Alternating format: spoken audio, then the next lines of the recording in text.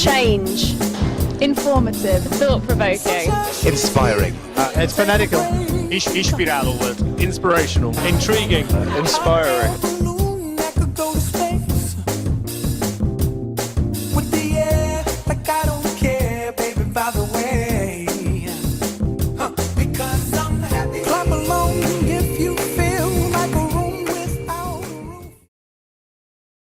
Of my slides because there's too much light, I guess. But anyway, we produce anything from film content to online campaigns, interactive installations, VR games. So it's quite easy, with such a diversity of disciplines, to have people that actually work on what they really like. So it's kind of fun industry, and people get to work on a creative project. So we have an advantage, to be honest, in having good results, a survey. So we are about like 150 people spread around the world, as I was saying, and it's a very international environment, so different cultures, like 18 different languages. And we obviously, we're not a non-profit organization, so we pursue success. And we do believe that success comes from empathic leadership. So that's why today I would like to briefly touch on empathy at UNIT9.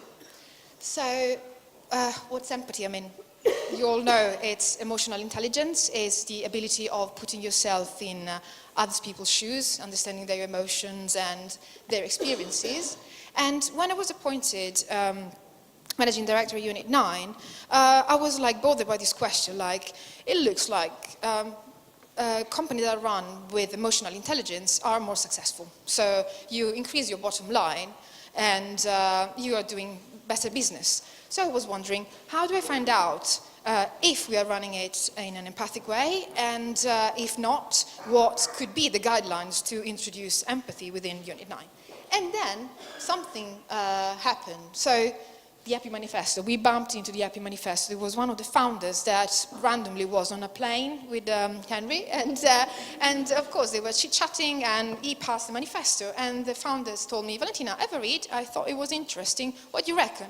And I read it, and to be honest, I thought that it was, yes, loads of common sense. I was like, yes, I'm doing this. Yes, we're doing it. Yeah, UNIT9, pretty much. We follow these guidelines. And that, for me, was the answer, because it was like empathy at work. It was giving us, confirmation that what we were doing was empathic, and was also giving us the opportunity to test if it was successful, because it was a survey, so we ran the survey. And so just quickly, I wanted to tell you, how we apply, the principles. It's a shame because there were so many lovely images of UNIT9 employees here. You could see them happy, smiling and partying. But anyway, so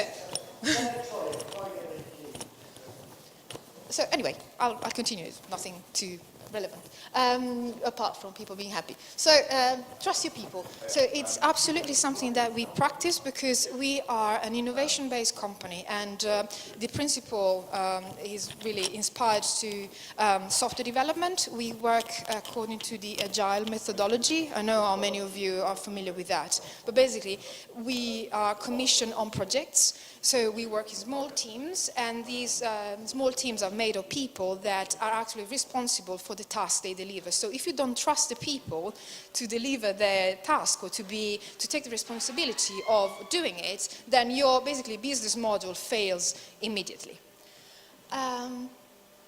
We do make our people feel good. Why? Because basically the people that work for us are the guys who make things happen. We are makers, okay? We build stuff, we build interactive installations, we go on set shooting, we code, the online website that you browse. So these guys are like tailors, they are craftsmen, right? And we need to make sure that they feel good about the environment where they work, and because they are our main assets. We do believe in giving freedom within the guidelines. So, for instance, we pre-approve, right? And we don't micromanage. It's something essential. So, for instance, we provide them with the tools the best practices, what we think, a production company should follow in terms of methodology and process. We make these tools available, but we're not there to manage in the way they use them, right? So it's very much the team that is self-managing itself. As long as they meet, the milestone that we ask them to meet, they are absolutely free to define, their goals and achievements. What is important also is to give them a clear mandate. So I've noticed that in the few cases where we failed, it was because we didn't clearly clarify with the person in case what was their mandate was. For instance, we created this new role called like pitch producer, because we needed someone who could help us, outputting a huge amount of pitches every month. And it was supposed to be a facilitator role, but because it remained mixed between, a project manager, a creative, an assistant, the guys that tried twice, they failed. And we, realized that it was our mistake, because the mandate wasn't clear, not because we had to dictate that, but because we wasn't even clearly discussed with the person that was hired for that job. Be open and transparent. I think I've experienced it very, very clearly myself. At the end of last year, like the last quarter, we were a bit stressed. The shareholders were stressed because they thought the finance were unclear, and it was like the first year we were going through audit, so, nice learning as well. And there was loads of, stress, panic, because they weren't convinced the numbers were, talking the right story. And when you're stressed, actually, you're not really able to be empathic, because, you're prevented from being open, transparent, and communicating properly. And people started being suspicious. They weren't trusting anymore. They were gossiping. They were, telling stories, because they couldn't get the truth from the actual source. The minute, I calmed down, or, I realized that everything was fine, and I started being open with them and transparent, and explained to them all the steps we had to go through, or we were going through, and what the concerns were, and how we were overcoming them, we had a marvelous response, because they were all caring about the company and their lifestyle within the company, and the fact that, we were not hiding anything, so they bought into it, and it was, again, a leap of faith, or, a vote of confidence. So transparency is absolutely key for empathic leadership. Recruit for attitude and train for skill. So we are very famous to be the ones that recruit people from, the schools or remote locations around the world. So much that sometimes they call us UNIT9 instead of UNIT9. We train them. And the other day there was a guy that we hired 3 months ago, and he just finished his probation as a creative. And he came to me and he thanked me and he said, "Valentina, thank you so much for confirming me in the job, because nobody would have ever given me a chance because of my CV, my profile. It's so weird, I want to be a creative in this industry, but, I come from architecture." So when they were looking at my reel, they couldn't see the potential. They couldn't see how I would have performed into it. So it was a media barrier. We didn't. We just saw the potential in the guy, and he's doing great. Another example, which is a bit, kind of random. So I was interviewing a project manager, and he was like, perfect, perfectly dressed. When you think about the UNIT9 crew, you think about those hipsters that trashed London Fields recently, right? So that is the kind of crowd you're talking to. So if you get, a guy which is like with great manners, very polite, and the CV is perfect, you're like, yes, on paper it's great, but where is the quirky angle? How are you going to fit with this environment? Are you going to get on well with your peers, with your colleagues? Because that is key, because it's team building, team management. And then I asked him a random question, because it's what I do. I feel my guts. I interview not based on the curriculum, but on my guts. And I said, "What music do you like?" And it was like perfect, like wearing kind of, suit, which is rare. And he was like, "I am a fan of heavy metal." And I said, "Okay, now I guess it." So I wasn't expecting it. So he got the job, and he's doing brilliantly. Oops. Oops, what happened there? Skip.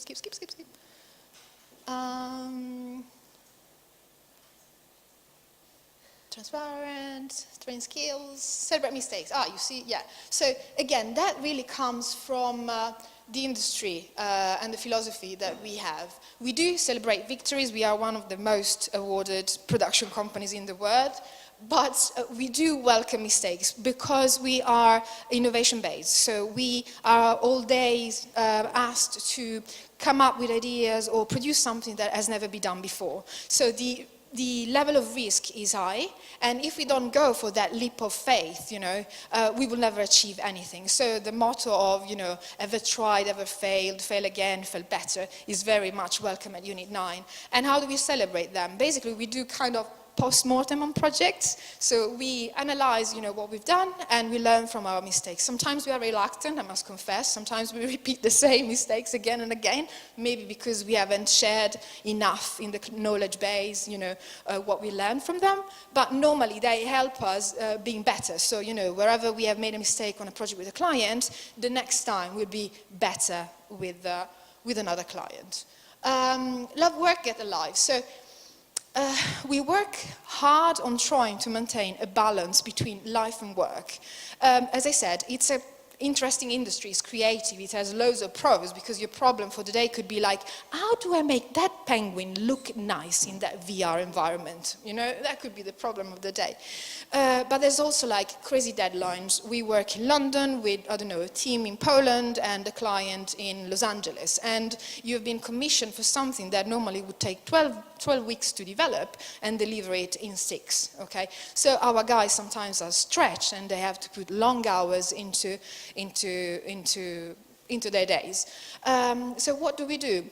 We try to offer them the opportunity of working remotely, so they don't have to come to the office every day, as long as they are able to continue with their task without interrupting, the production. Is absolutely fine for us. They manage themselves because they are responsible and we trust them. As I said, we have different nationalities, so people come from different countries. We allow them to go and work remote from their hometowns because that's a nice break, break of perspective, break of routine. It makes them more efficient. And it seems to be working very nicely. And, it is also like the trade-off of accepting working in production in London, where there is loads of competition. Salaries in production will never be the same of salaries in agencies, right? So we need to make sure that we guarantee some other benefits for our guys, which could be like travel the world. They are in their 20s, and why not, take a sabbatical and enjoy it. And no, this one is fun because you see the picture of this bicycle. Basically, that lady with the yellow skirt, she's our marketing manager, and together with the boyfriend, they designed, the lightest bicycle on earth, and now it's like a crowdfunding project that we are sponsoring. So it's about like, I've got an idea, Valentina, I would like you to support it and promote it, and we try to make it happen. Select manager good at managing? Yes, we would never promote anyone who, to a manager position, just because he's been there for 5 years and his seniority. It doesn't work like that. There are people that are skilled for that, they're good at that, there are others who are horrible. I was inspired by one of the talks this morning that said, like, people see in yourself something that you have probably not seen, so it's our ability to do that. I'm proof of it. I was offered a managing director position when I was on maternity leave. When does it happen? Never, right? So I was very, very lucky. To conclude, play to your strength. Make sure your people spend most of the time doing what they're doing their best at. That, as I said, quite easy for us because there's several disciplines. So you make sure that the guys who want to develop interactive installations is put on those projects. The guys that want to do visual stuff or content are put on that. So we're not to the point yet where, our business plan is for 80%, production on commercial project and 20% on development of IP, intellectual property, but I really would like to get there as a goal so that the guy could feel fulfilled, to a certain extent. The last 2 points, I think, are those where we lack the most, though. Like community, create mutual benefit. So remember, we work in advertising. You know, sometimes it's a struggle to try and say, guys, yeah, it's full of purpose, this project. You know, you're selling crisp, come on. No, it's not like that. But as I said, you know, we try to listen to our guys. We give them a voice. If they have projects to pitch, we allow them to do that. We fund them. We have a program called UNIT9 Presents. So, for instance, there was this director that contacted us out of school in Germany, a film school, and he had this amazing script. He was self-funding, you know, the story, and we believed into him, no matter if all the other shops in Europe didn't give, And so we said, okay, we're going to support you. And then, thanks to the UNIT9 brand and the promotion that we put behind him, his experience, which was like an interactive video game, okay, became like there is this website called the Favorite Website Award, which is like a place where you get voted and get ranking, okay, around the world. And that project became the best and most voted project for 2015. So you see, if you take the chance, if you have a leap of faith for something that is not commercially valuable, but is more like, you know, artistic or charitable, or as a benefit for community, or even just for a person who can get results. And that's it. That's me. You can tweet me at mybloodyval. There should be my email address, but you can see it's Valentina at UNIT9. And if you have any question, I'm here.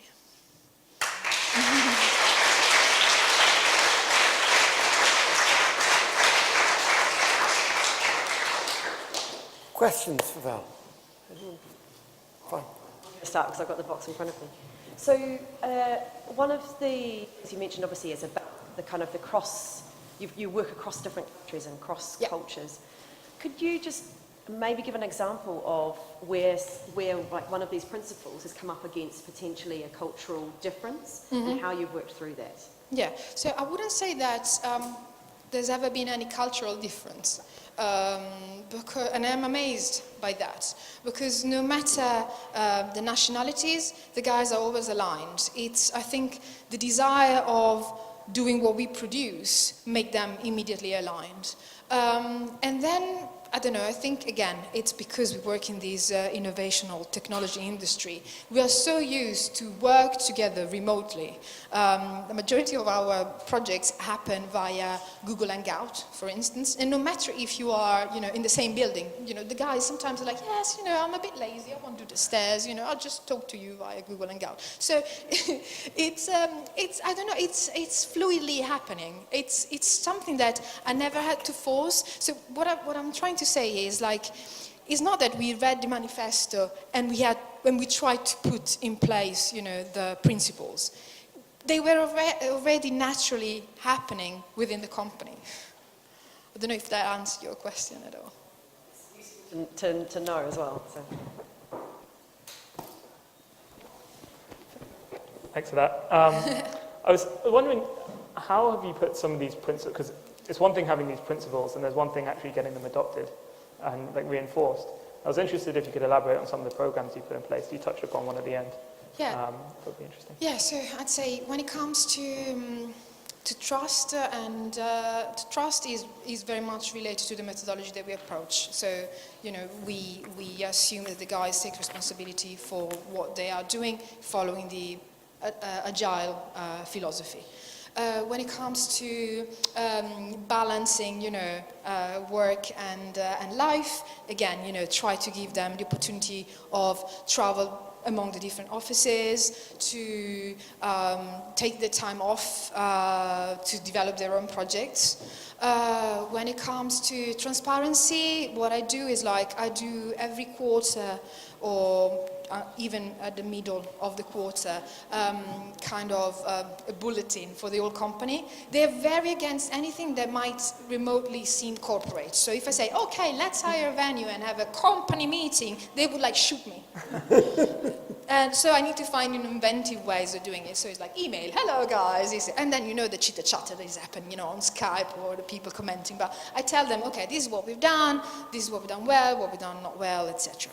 And then you find some key people that are those that help the team building, and you give them the right information. So you have your one-to-one chat, because you know that one-to-one chat is going to spread, or you have like team meetings. So for instance, we have producers, we got creatives, we got developers. So I do, every other week a meeting with the producers, and I tell them, this is what we've done for the past 2 weeks, this is what we won, this is what we lost, this is where we're going to, this is what is exciting, this is the direction that we're following. And the beauty of it is that it keeps it real. There is no strong hierarchy. I'm super approachable, accessible, and I answer the phone. As we were saying, I answer the phone sometimes, or I help on a project if people need help. Yeah. Okay, thank you very much.